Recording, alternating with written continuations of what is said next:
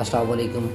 Facebook दोस्तों और ख़ानदान के साथ जुड़े हुए लोगों का एक मकबूल तरीन प्लेटफॉर्म है, लेकिन ये बहुत से ब्लैकमेलर्स और नापसंदीदा लोगों की तवज्जो का मरकज़ भी है, जो उन लड़कियों का शिकार बनाते हैं जो कॉलेज यूनिवर्सिटीज़ अपने बॉयफ्रेंड्स और दोस्तों की तस्वीर या फैमिली फ़ोटोज़ या फेसबुक पर अपलोड करती हैं। मैं आपको प्रोफाइल को लॉक करने का तरीका बताऊँगा और आपसे गुजारिश भी करूँगा कि इसको तमाम फैमिली ग्रुप्स में शेयर करें, ताकि हर बहन की इज़्ज़त और वक़ार महफूज रहे और आपका फैमिली डाटा भी महफूज रहे।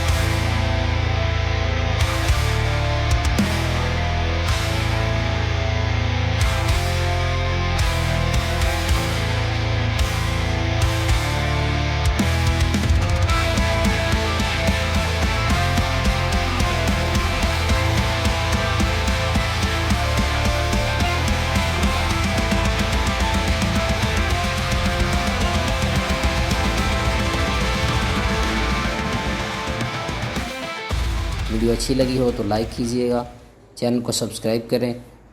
शुक्रिया।